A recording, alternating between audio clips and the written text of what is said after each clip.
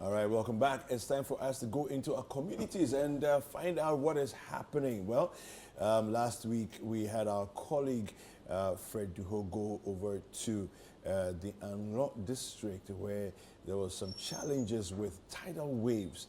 And he's back in studio and he actually made a return to the neighborhood. And he's going to tell us what exactly transpired, what he saw there. Fred, good morning. Good morning, How David. are you? I'm great. Yourself? Okay, it's good to have you back here. Nice. Yeah. How was your weekend? Oh, well, I mean, weekend was restful. I think it was relatively quiet. And how was yours? Charlie, I was on duty. Oh. We were all on duty. We're here yesterday. Yeah, exactly. Oh, so we were all on duty. Well. So no worry. We're all in the same shoes. Fred was trying to do like we have to do. Yeah. Like we're actually he's working. But you had the whole Monday off, man. No, we worked on Monday. Well, Breakfast daily was on. Yeah. Yes, so I worked on the Saturday. It's still the same thing. We're all working. Anyway, so Yeah, I've been so- to the community once again, and the devastation is massive. It is. Yes, very. Wow. I can say that if you see the number of houses that are totally destroyed, it's pathetic. Wow. A number of buildings have gotten to the window level.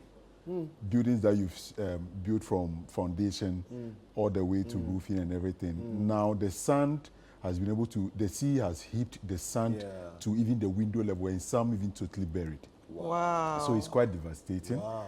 And the people would now have to do with makeshift structures. So it's pathetic, I can say.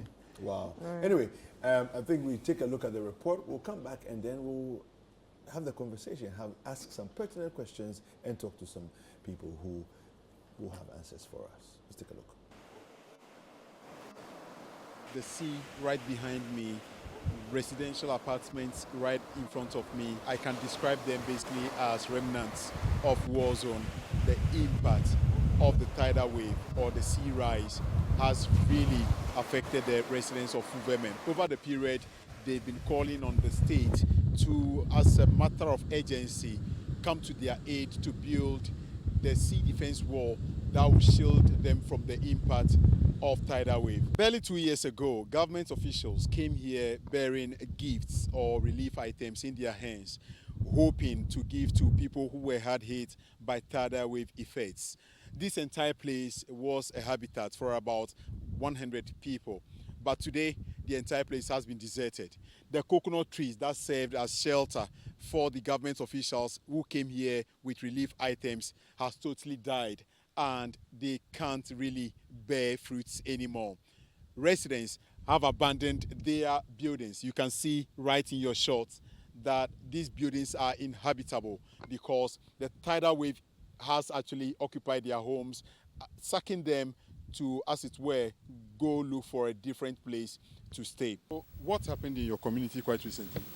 Oh, quite recently, let's say last week Sunday, we were sleeping in the night. And all that I will hear is boom, boom, boom, because this is my room, this is where I sleep. So all that I could hear is boom, boom. So we all wake up. So let's see, the tidal wave was coming. It was very around 10 to 11. So it was very heavy. So we don't know what to do, and we are packing our things. That night, the sea was coming very heavy. So it was very, very, I don't see it before. This is why I sleep in the night. So I was sleeping that night before. I was hearing the thunder wave disturbing, boom, boom, boom.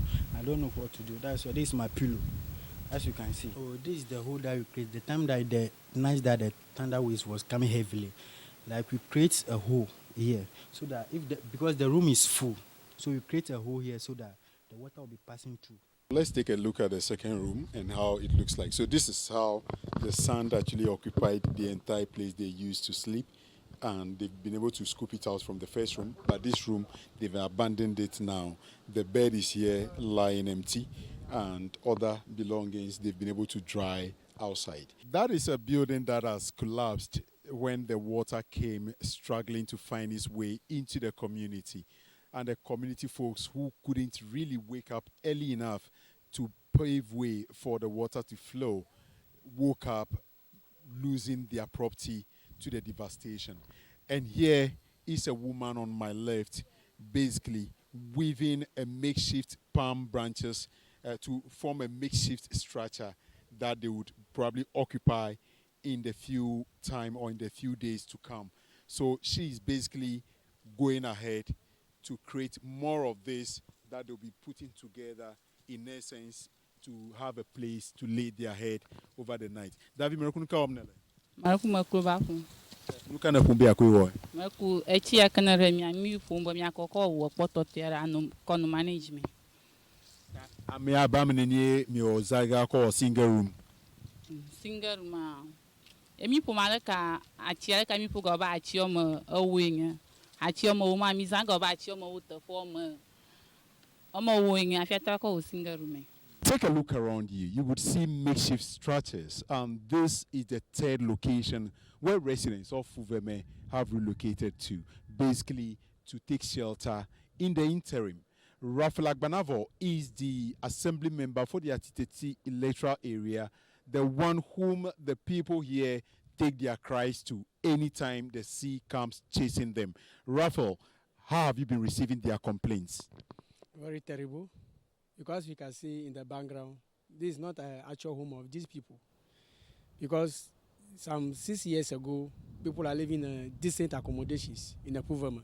But this here we find ourselves currently in these temporary structures. So people are really devastated. In reality, as from Sunday, where we suffered this disaster today, there's nothing of relief attended to the victims. Since 2016, government cannot say they are not aware of this. If government officials should be saying they are not aware of what is happening at Puvema, for that matter, Gokaji, there will be a surprise. The problem here is not about giving food, foam, mattresses to the people. People need protection because this is the third time people have relocated here. So if the relocation could solve the problem, I don't think we could have suffered this disaster just Sunday a week ago. So in actual fact, it's not about moving the people. It's a matter of protecting the coast shore of Agwakaji Puvem. One should imagine that if this seawater should have a union of the river at back of this community, one should imagine what could be the effect in terms of infrastructure, where they put a sea defense over here to protect the rest of the land.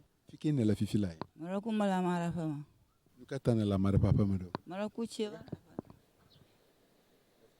Acheva rafana. Aw.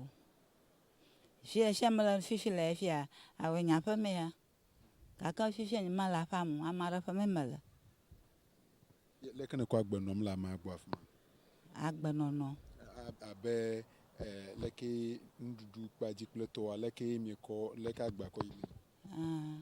Nuru ama ojinyokpo. Nuru akpaji ama ojinyokpo.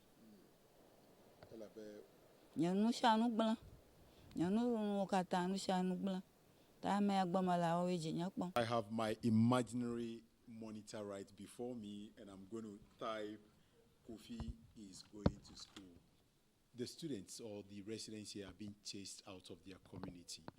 And for that matter, children that are supposed to be learning in these classrooms obviously have deserted their classroom because the sea or the tidal wave impact is heavily weighing on their education. This is a system unit that has totally corroded by the impact of tidal wave, the sea breeze and everything. And since that, they've abandoned all these machines to go waste. What is the assembly doing about education in this particular community? The DC, Seth Yomohu, has been speaking to me on this matter. The issue seems to be worsening over time. What are we doing about this? What we need to do now, that's why I classify it to be short term and long term. The short term now is that the community people, we have to get a place for them, to relocate them, so that at the end they can be coming here to be doing their fishing expedition to earn their livelihood and those things. So those are the things we have to look at now. In the long term, what do we do? In the long term, my brother, what we need to do is about the sea defense wall. Because what happens is if you go to Adan now, they have constructed sea defense there. So because of that, all the impact is now on Puveme. because of the civil defense what they have constructed there. So the civil defense will have to come from Adan to Qatar. Have you ever probably planned to engage the community on the subject of climate change for them to understand the need for them to even relocate in the first place? Because we need to build climate change resilient communities. Yes, as we are saying, we know that because of climate change, that's why we are here today.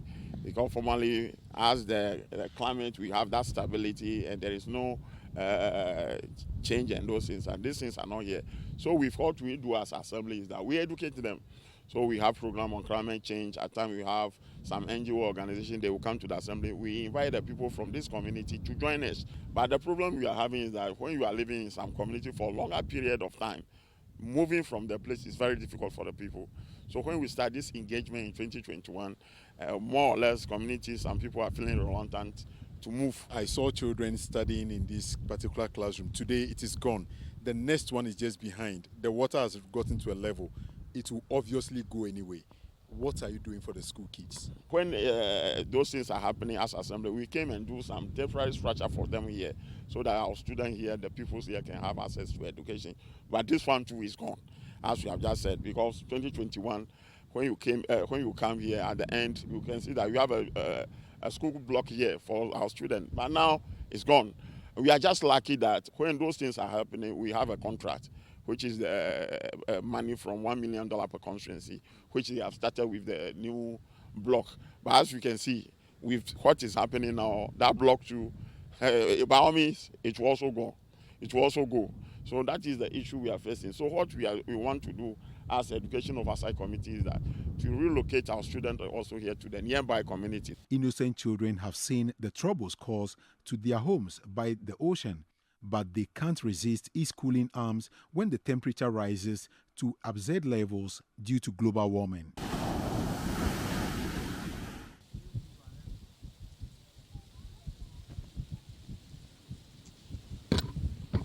Wow, what a good rest I am having at this particular place. And this is what any tourist that is desirous of leaving the fumes and the buzzing nature of the city comes to this particular beach camp known as Paps Beach Camp within this community to take rest from their busy schedule. Now, this entire facility was flooded. Take a look at this video.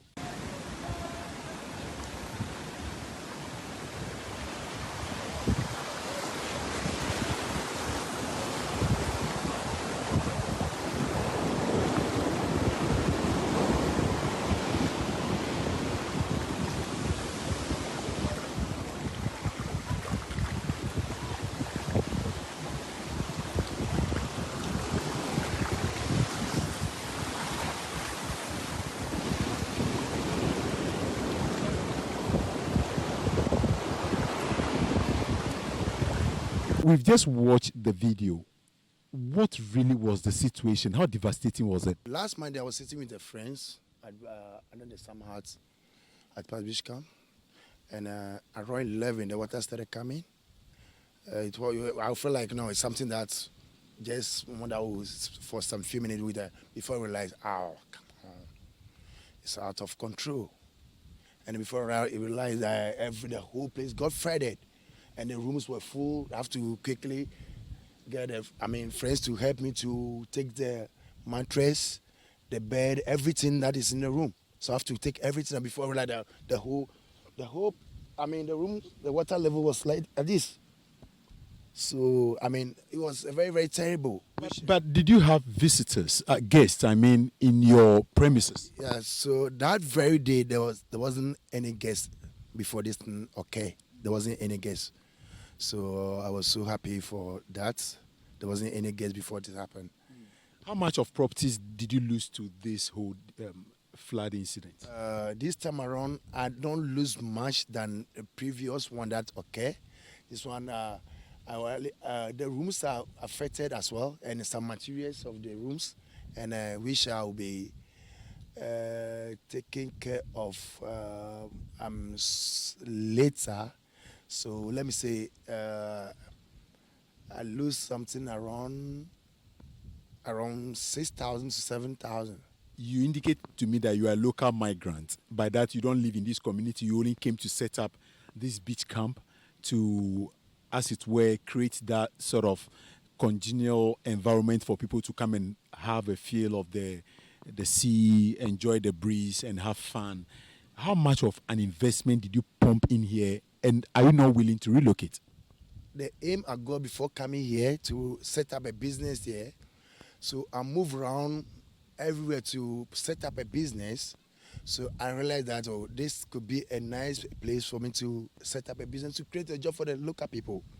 Then, one thing I realized that when people complete junior high school, everybody is crying, rushing, going to the city to look for a job. I realized, no, come on.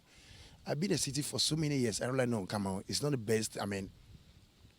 So if I create a job here, that might give the youth opportunity to, after junior high school, they can get something to base on till their results comes in before they can.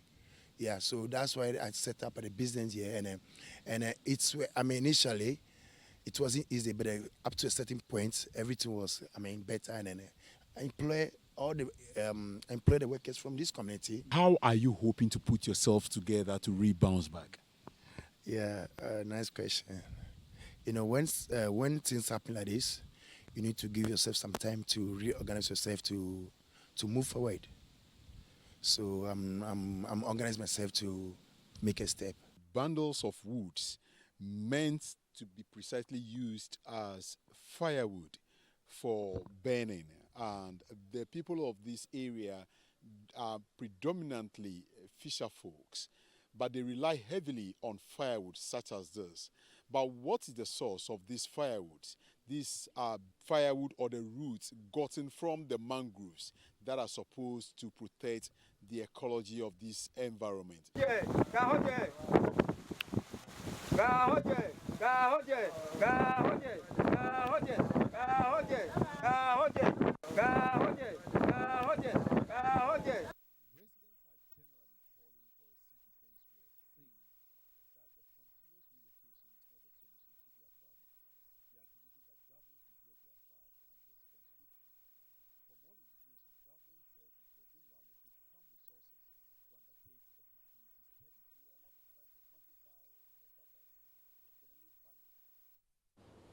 All right, so that report there brought to you by Fred Duho.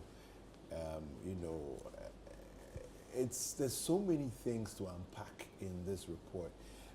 We'll delve into it, but Fred is still here, and Fred.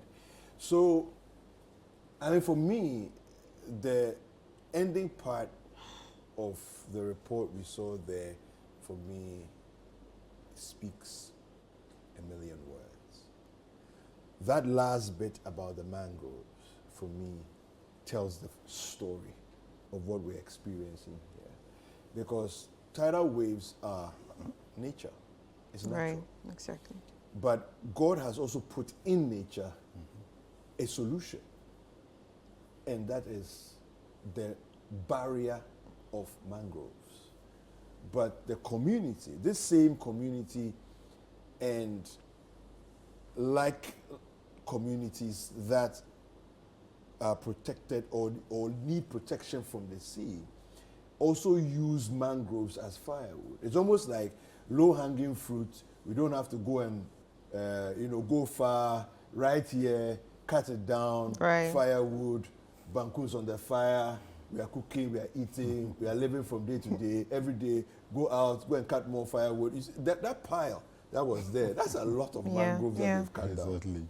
Exactly. So this is a community that if they should rely on anything to do their domestic cooking and everything, it should either be the LPG, and the fact that they do not have such facilities or vending points, much of them around, they rely heavily on firewood.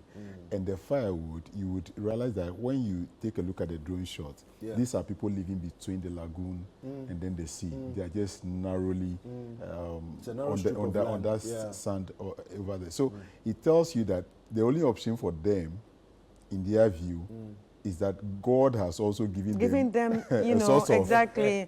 So we may look at it from that point of view that, yes, you don't need to distract or cause distraction to these mangroves because they serve as some protective barrier or shield against the tidal wave that keeps destroying your homes. But then again, they would ask you, where do we get the firewood other things from to cook, to eat, and then leave? They have done it such that over the period, this is something their forefathers have done and they are now used to it. So they believe that if we cut it, next year is still going to grow again. So they do not really see the need to protect it or even grow more trees to add to this. So in essence, they are living by destroying some of the mangroves at the same time running away from the sea. So in this case, I believe that was why I was asking the MCE, what are they doing as governmental or state agencies helping this community to build a community or how do you call it? A climate change resistance or resilient community. That is when he was saying that, okay, NGOs come around to educate them, people from international organizations come around to educate them here and there. But beyond that, as an assembly, I believe that they can go a step further. When we are talking about planting trees, these annual events that government, Green Ghana project, they should also take up that initiative on themselves to be able to plant more trees to help grow the ecology. Don't forget, the moment they cut these mangroves, they are as well destroying the habitat of the fish. They are destroying the habitat of the birds, the sea birds, the seagulls and co. They live in these kind of habitats. And the moment they are cutting it, they are equally contributing to the destruction of nature. But the which will bigger come question back is around and affect them. So and which is what is affecting them already. Which is what is affecting them. So I still believe that there is the need for education. They need to be educated to stop cutting the mangroves and then find alternative means of cooking, as in getting the LPG. Even I can't mention charcoal because charcoal equally comes from the woods. Okay, so it's a whole lot of complex situation we need to really unravel, need to really unpack and bring down the education to the people. Let them understand the basic distraction they are also causing to the environment. But the bigger picture, as we've all mentioned, government has mentioned, everybody's aware of, is the sea defense wall. It is capital intensive. It may not come now, but in the interim, they've relocated for the third time. What do they do next? Okay. So I want to believe that this. See, I can tell you that there are some 2 communities that totally disappeared, or they are currently non-existent because of these issues. There is one that a tourist or someone went to invest on this island, created a beautiful place for, and before, over time, that entire place got lost in the sea.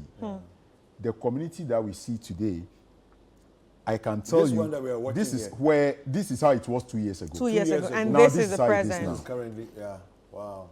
So see the difference, so sharp.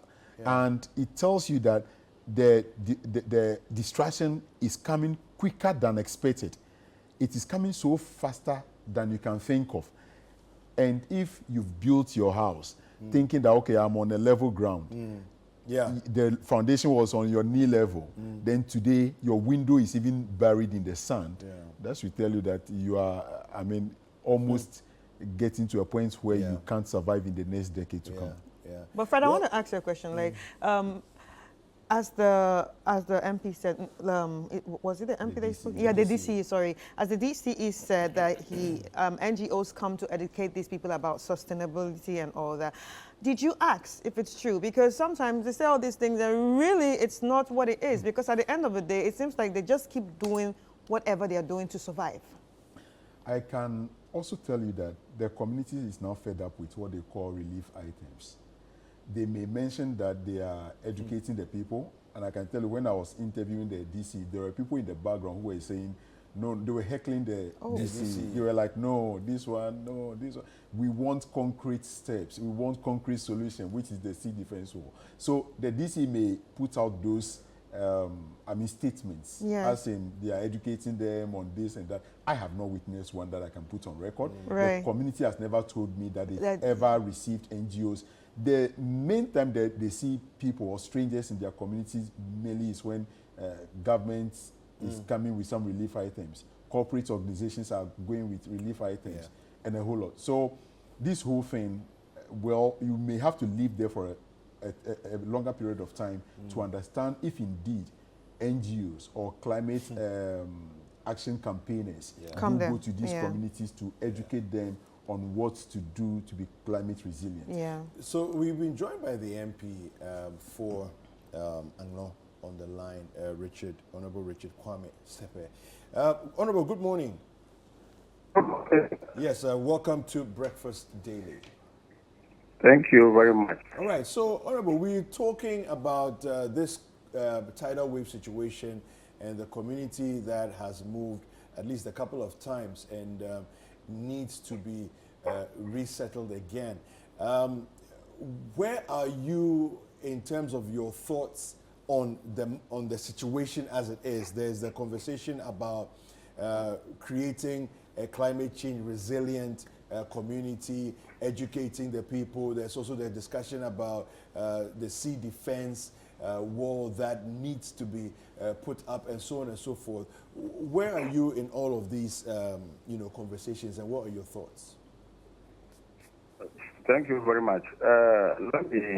Let me use this opportunity to wish the people of Uvama a very good morning, though they are not happy people, and so thank them for coping with the situation, and also Citi TV radio for the over the years. Honorable, I don't know if you can reposition yourself somehow. Your connection is a little weak. This one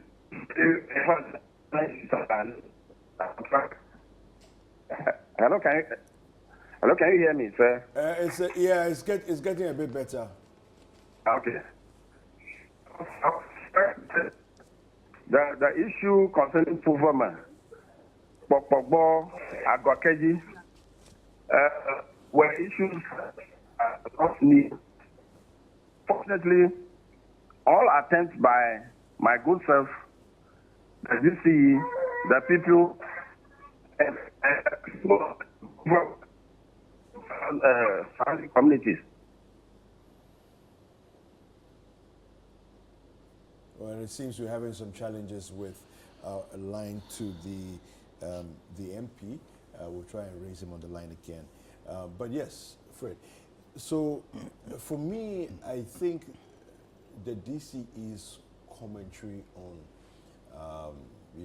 creating a climate resilient community has gaps, because I don't think it is the responsibility, or we shouldn't make it seem as though it's the responsibility of non-governmental organizations. This should be the responsibility of the indigenous, the residents themselves, taking the charge to even lead the action. Okay. And the DCE being the leader from government of the district, should lead a charge and say, this is what we are going to do. Right, okay? right. These are the suggested solutions by our engineers in the department, our experts in our district.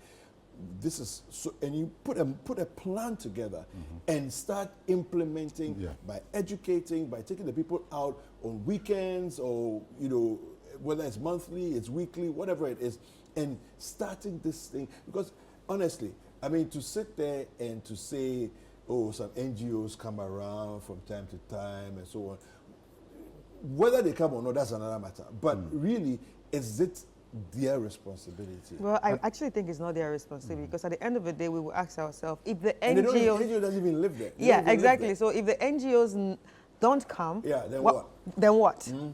So even the report didn't end well, because at a point, one of the affected resort owners mentioned that for him, he believed sand winning at certain portions, that is within Keta, Wow. is also to be contributing. blamed. Because for him, but he's also not able to liaise with the assembly properly in building his resort. Okay. He's built the resort beautifully, but he's done summer huts so close to the sea that I mean, people are genuinely raising concerns, Yeah. knowing very well the terrain is quite rough in terms of this tidal wave issues. Honorable Richard Kwame Sepe has joined us again. Honorable, welcome back. Oof, we've lost him. Yeah, we lost him again. Yes, so I was making the point that the man, for instance, Mr. Godwin, he mentioned that he believes there is the need for the assembly to take that the initiative to halt any sand-winning activity. You see, the people sleep, and by the time you realize those who are engaged in this illegal sand-winning go there in the night. At night to actually steal. To go and do the things they do. Yeah. So in the end, is really having effect on his resorts. He lost about 2 or 3 of his summer huts. Really? Yes, they all collapsed, and then he need to now re-erect them, and that is a cost to him. He went further to invest personally to do his own sea defense wall. Let me just hold you there. The MP is back on the line. Honorable, welcome back. Hello. Yes, welcome back. Yes, so thank you very much. Yes, we were speaking earlier about, the various conversations about what to do in terms of solutions for the community before the line went off. Yes, thank you very much once again for the opportunity. The issue concerning Puvama Pokpogba Gokeji, as you mentioned earlier on, this is about the 4th time that the people have to relocate. If this particular issue is not resolved. The issue, to me, we delayed as a political actors and also as traditional actors too, because this issue has been in the offing for almost 20 years. And it's like we all thought it's going to go by itself. The issue, as you mentioned, especially as Fred mentioned, to me is beyond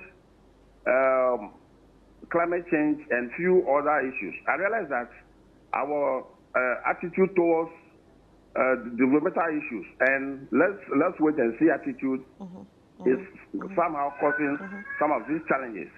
Taking, for instance, the crisis in which we are now is because, to me, VRA, which has been mandated by the policies to continually dredge the mouth of the River Volta, that is from around Sogakope, Sope, Agave area to the mouth of the sea.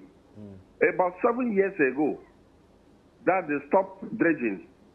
I can tell you on authority that has caused over 50-60% of the problem in which we are today. Those times, though we have been having these challenges, but it was not so devastating as it is nowadays, because, naturally, when the mouth of the river got silted, what happens is that the natural flow of the River Volta into the sea, which goes about 10 kilometers to go and break the barriers, the wave barriers, are ceased.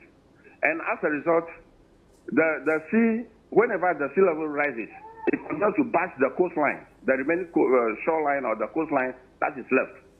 If the river were to be flowing as it used to do, what it does is that it goes to lessen the bashing pressure onto the land. And the effect of it is able to cool the pressure to the extent that when going to the east, it can go as far as 10 kilometers, having that sort of force to push the sea. But since then, about 7 years that this dredging has stopped, I can tell you that has been one of the bin of our problems over the issues of tidal waves. Okay. Last year, when we were complaining, and VRA contracted somebody to come and do the dredging, the person came saying he is not to do the mouth of the river, but has to do few communities along along the some of the tributaries of the river. As we talk to you now, I heard you say perhaps they're cutting down some of the mangroves and what have you. The level of the land is just not stable now. Because whatever you are trying to profile for us to follow, if those things were done about 20 years ago, some 15 years ago, at least from even 5 years ago, perhaps we will have seen the effects. Like Mr. Fred mentioned, when he went to Aglo Lodge, he realized that the small attempt that the man, the CEO or the owner of the Aglo Lodge has made, has been able to salvage or to support his building.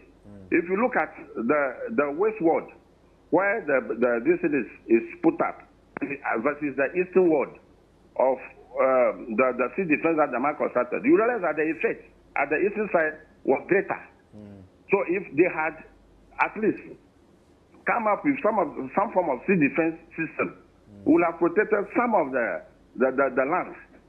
We, the people of Anglo, for that matter, Anglo constituency, Puvama, Pokogbo, Agokeji, Asiteti to be precise, we have suffered the damage already, irreparable damage. But we are saying that the political actors, are we going to allow this sea defense thing not be done and going to wash all the shoreline of Ghana, especially at the eastern corridor of the shoreline?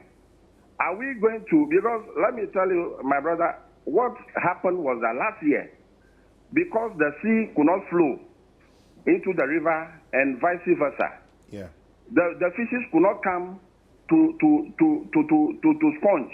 That is, they will not be able to come to lay eggs. You know, fishes like I don't know how you call them in English. We have papa and even shrimps. They come to where the turbulent level of the sea and the brackish water will not be having that sort of disturbance. Yes, they come to lay the eggs.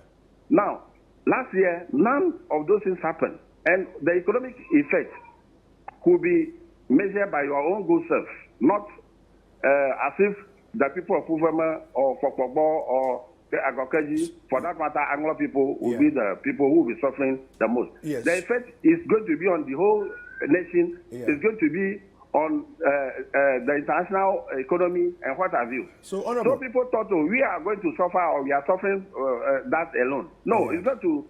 The effect is not going to be on us. It's going to alone, but it's going to affect everybody. So, Honorable, before we let you go, you mentioned about the dredging having stopped about 7 years ago. Do you have any idea why the dredging stopped? According to VRA, they said their machine, their dredging machine got spoiled. Since then, that they mentioned this, no attempt has been made.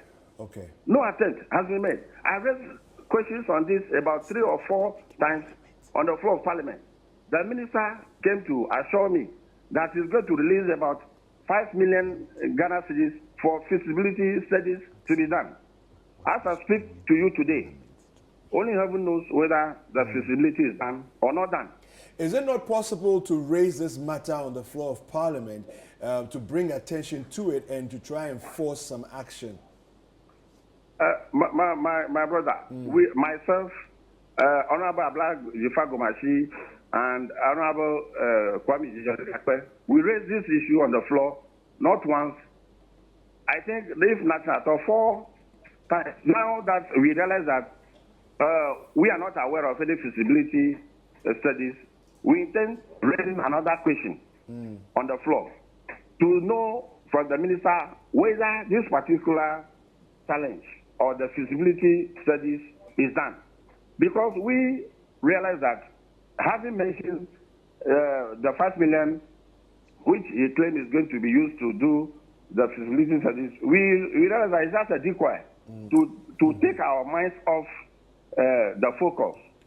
Because, my brother, when you go to even Katu South area, Agaveji and Co., during NDC time, they did what they call phase 1 of the sea defense, leaving phase 2. Okay. Do you want to tell me that when they were coming, they've not done feasibility studies to see whatever he or she or whatever the contractor will come and do? When they were doing that of Akpo Toko, Buti Swangbe, to that of getting to Jita, would they say that they've not done any feasibility studies? All right. For me, I realize we have a long way to go, and we need your support as you are giving us the platform to vent our frustration. Thank you very much, Honorable. We appreciate your time. Thank you. We've been speaking with the Honorable Richard Kwame Sepe, who is the MP for Anglong. Fred, so I'm hearing different angles to this now. The dredging, because you know how, of course, when we talk about the tidal wave and its effect, you can see how water moves sand very easily. And so dredging of the mouth of the Volta is critical. The estuary. And yes, the estuary. So it's over the years, it's something that has been done, but it got stopped about 7 years ago. So for me, it's not surprising that a year ago we had tidal waves. This year we have tidal waves because there's a fundamental mechanical problem with the ground. And the solution is the dredging. And the solution seems to be the dredging. So I also see the situation where, for instance, at a point in the video, you will see the river and the sea merging almost at a point. And there is a silt in between. Yes. So that is what the MP tries to mention. The fact that the sand still keeps heaping in between the river and the sea, that is also posing a challenge. There is this situation where if the sea is moving into the community with that level of force, but it has an avenue or a channel to flow through, which is the river, obviously the impact in the community will be very less compared to the situation where the edge of the river is also blocked and the only alternative for the sea is to overflow into the community. So, I mean, he has a point, but beyond that, the community themselves need to relocate at certain points in time. Let's talk to Professor Kwesi Apieni-Addo. He's a lecturer at the University of Ghana, Legon, and a specialist in coastal processes. Prof, good morning. Good morning. Welcome good morning to your viewers. Yes. Welcome to Breakfast Daily. Prof, wanted to find out from you, I'm sure you know about this situation that is going on in Fuveme, in Anglong. What are your thoughts? I mean, from an academic standpoint, what are your thoughts of what's really going on the ground? Well, thank you very much. And thank you for the opportunity. So a lot's happening within the Keta Enclave, and especially the Bight of Benin. And you also realize that there is an increasing flooding as well as erosion in these communities. And this is largely because of what is currently going on globally, as a result of climate change. And with climate change, we have these issues of global warming, and as the waters warm, they expand, and eventually you have the sea level rising. So with a minimum storm activities and then the rising sea level, and if it happens within the period of high tide, then the low elevated areas are likely to be flooded. So these are some of the challenges that we are having there. And as a result of climate change, the frequency of storm surge has increased and the intensity has also increased. So low-lying areas globally are being affected by the impact of climate change. And Fuveme, the Keta area are not exception. These are challenges we are having globally. Now, how much of an impact has the cutting down of mangroves had on exacerbating the situation? That's one. And then also the lack of dredging at the estuary. Talk to us about that. Yes, mangroves are natural defense systems, and naturally, that is how God has created them. They are there to provide some level of defense. So, as we remove the natural barriers, you are opening up the area to attacks. So, these are some of the impacts of the action of people who live within that area. As we remove the natural barriers, obviously, your defense system, you've brought down your defense system. Yeah. And once the natural defense system has been compromised, these are some of the likely impacts. Now, with regards to dredging of the estuary, that is also very important because it enables the water to move into the ocean, to move into the freshwater system when we have high tides. So that exchange is also very important. But let's also not lose sight of the fact that one other issue which we find within delta systems, that area forms part of the Volta Delta. One other issue we find within delta systems is the issue of subsidence. And a work done by one of my PhD students identified some level of subsidence within the Volta Delta. What do you mean by subsidence? Subsidence basically means a situation whereby the land is sinking. Okay. So the whole system has some level of subsidence or sinking where you have already a vulnerable area and that area is sinking. So relatively the sea level is rising. Globally it's rising. But if you look at the local trend, it's also rising about 3 millimeters per year. So coupled with this element of subsidence, you realize that the vulnerable areas become extremely vulnerable. And with a little surge in the waters, during very high tides, you are definitely going to have the low-lying areas being flooded. Right. Prof, I would like to ask, are there any innovative technologies or approaches that could be used to mitigate these issues? Yes, our way of managing coastal, flooding and coastal erosion has always been fighting the natural activity, and that is what we normally do. We use the hard engineering approach, like we have in Keta. You put in groins and you put in revetments. These measures are basically to hold the beach and prevent the natural system to evolve. But what are you trying to do? You are trying to solve a localized problem, but you are not solving it. You are transferring the problem from one location to the other.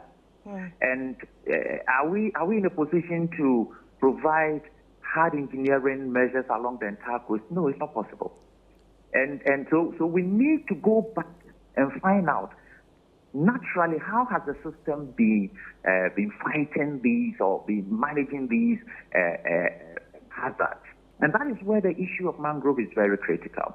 So now the thinking is, can we hold it and bring back the natural system to evolve? So in your quest of holding it, don't end it there. Bring the natural system, bring back our mangroves, bring back our coconuts, bring back the local vegetation that has been able to fight or to be able to act as a barrier. Bring them back. And these, natural systems will begin to naturally evolve and recreate the natural environment. That is how we must go. And globally, that is the thinking, and we realize that hard engineering has never solved the problem. Two quick questions before you leave us. I noticed in one of the footage that we saw, there was a situation where a year ago, flooding had happened, tidal waves had come in, the community had to move, but there were coconut trees there and they were alive. A year down the line, or a couple of years down the line, all those coconut trees are dead. What typically will cause coconut trees to just die and stand as, corpses, carcasses on the landscape? First of all, if you could answer that one for me. Yes, so that obviously is a disease that must be researched into to find out. We had this challenge some time ago where coconut trees were affected by some diseases. So we need to find out, and I think that is why CSIR has done a lot of research in these areas to identify the challenges with regards to coconut disease. So that notwithstanding, we need to appreciate that as we lose these coconuts, or as we lose basically the vegetation within the coastal area, we are opening up these coastal areas to wave attack. And this, unfortunately, yes, this is not going to stop because climate change has come to stay in a way. We need to find a way of adapting to the situation. And as discussion has been going on, relocation should be one of the options to look at. But the question is, do we relocate them to a short distance away from where the challenges are? No, I think we should identify a more safer place and relocate these vulnerable communities. And then once they are relocated, this is their source of livelihood. They can always come to the area, come and do their fishing, and then go back to where they are safe. We can't afford to lose life. I think that is critical. Yeah. Prof, thank you very much for speaking. Thank you so much. Always a pleasure. I appreciate your time. That was Professor Kwesi Apini Ado. He's a professor with the Legon University of Ghana, Legon. I think he's made some very important points. Yes, especially the last point for me. Because it seems like we keep moving them to places close to where it happened. Then it happens. I remember last week when we talked about this. One of the things that Fremont was suggesting was the very last thing that he said. Yes. Move them into a safe area.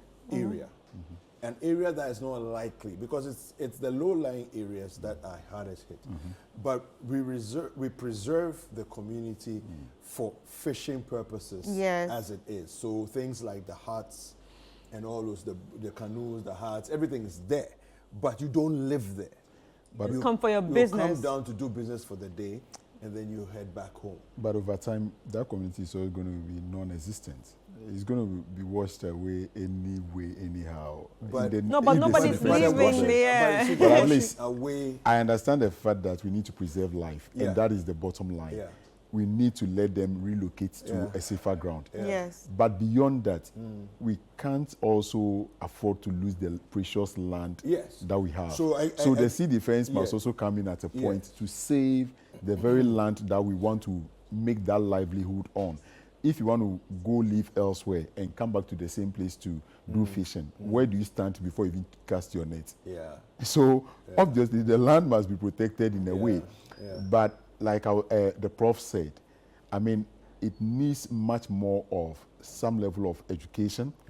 I keep hammering that because I still feel that the community folks need to stop cutting the mangroves. Yes, I agree Where with you. there is sand winning, that must also stop immediately.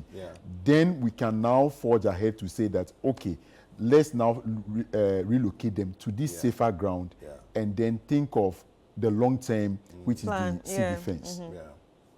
Well, we've been joined by Engineer Mahama, Engineer Abdullah Mahama. He is a building and construction, road construction engineer.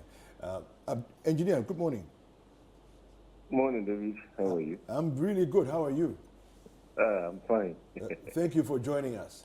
Now, as this conversation is going on, I'm sure you've been thinking about various angles to this.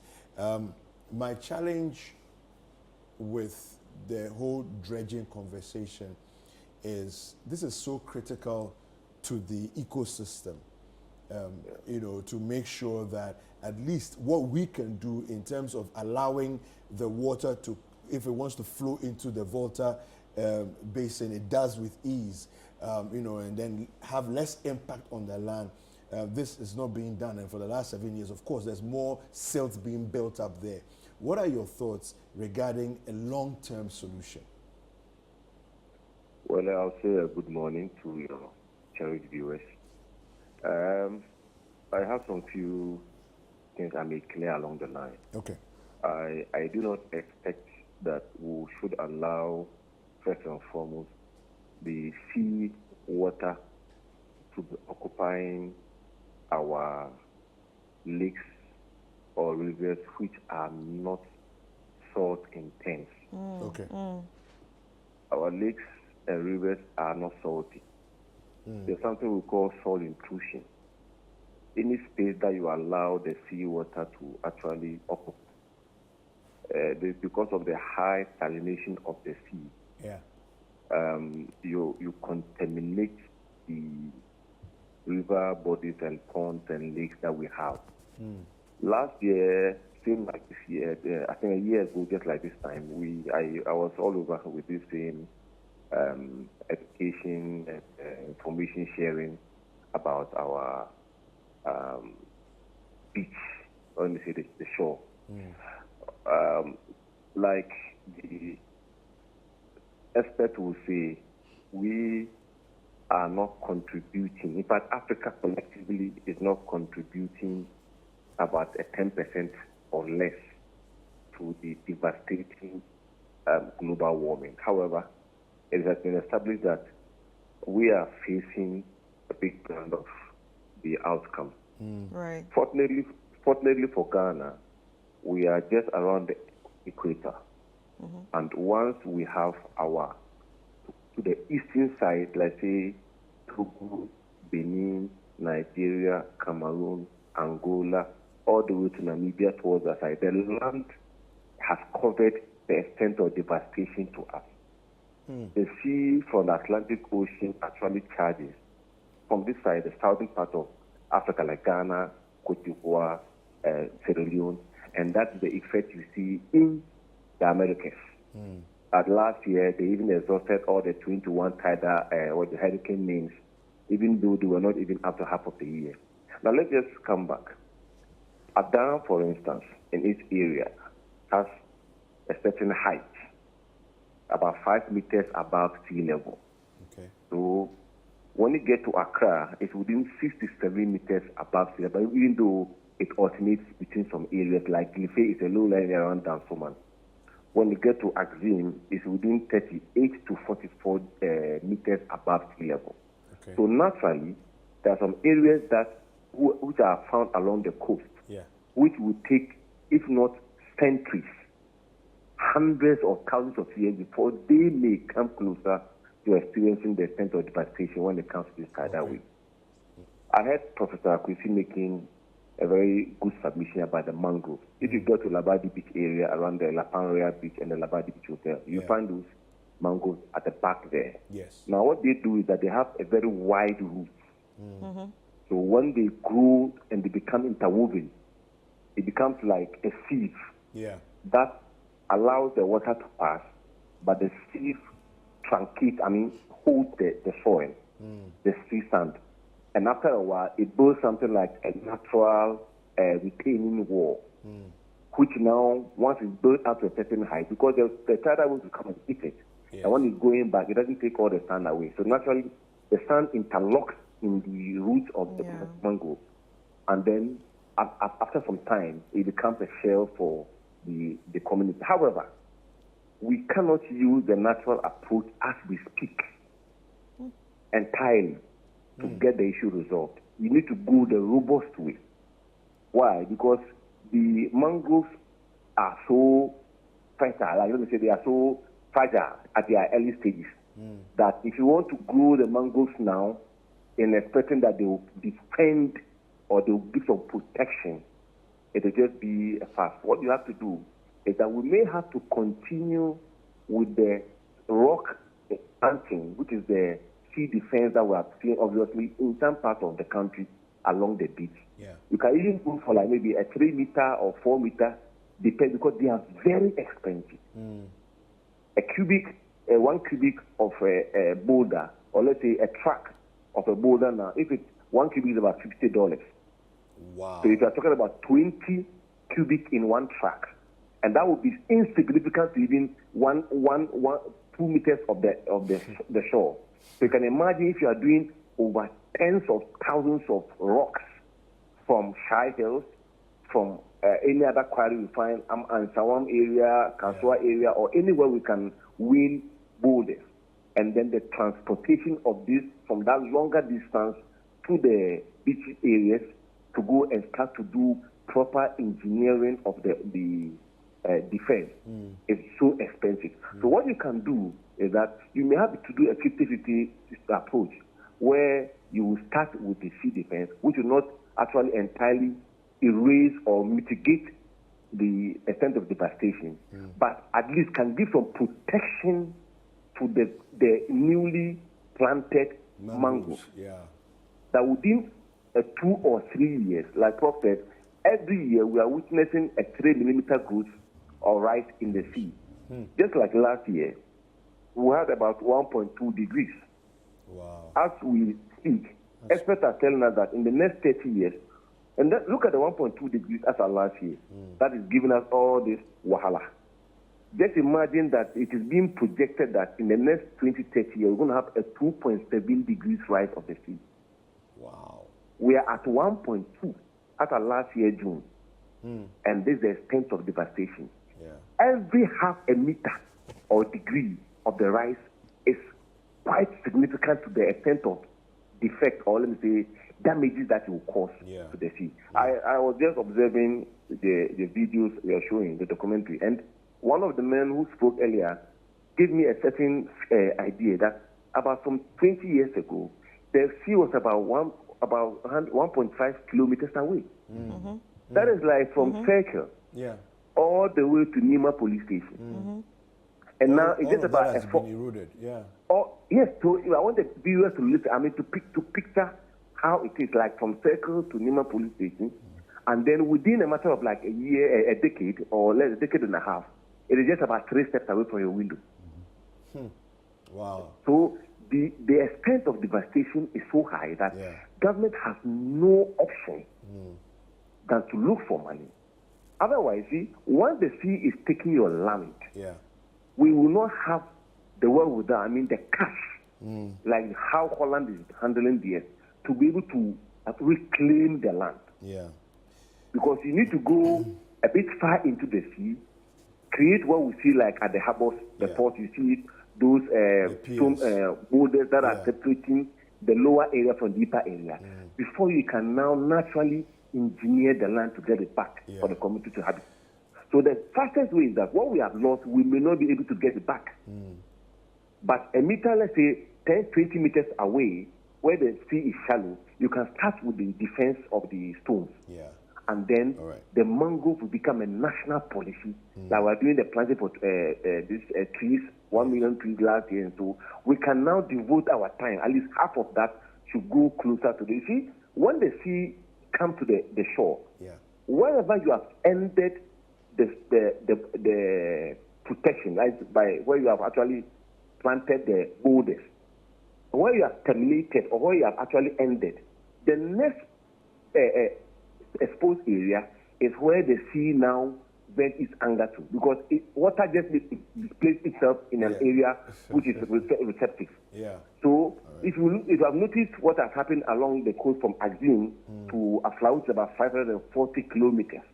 Wherever we have ended the defense, the next town, if it's not higher, if the town is not too high above the sea level, is the next place that the sea bet its plane on. So it is something that government has to, like I said last year, recommendation is that we have to identify first and foremost the low-lying areas above sea level. And then tackle those places, jump to those areas, and finish those areas before we can even come to the high elevated areas along the sea. Thank you very much, Engineer. We've been speaking with Engineer Abdullahi Mahama, and he's been enlightening us further on some of the solutions, concrete solutions that we can take as a nation to make sure that we stop entirely this erosion of our land, the loss of our land, and of course, preventing loss of life and all of that. Fred, David, so this is where we are. Yes. These things normally occur somewhere August, September, thereabouts. But we are in April, and it's happening now. Yeah, that's the effect so of that should climate tell change. you that what we should look or expect in September, August, it may September be something will be different. worse. So I think we need to really put our feet on the ground and make sure we relocate them in the first place, and then proceed with looking for money to do the sea defense work. All right. Thank you very much to Fred Duho, and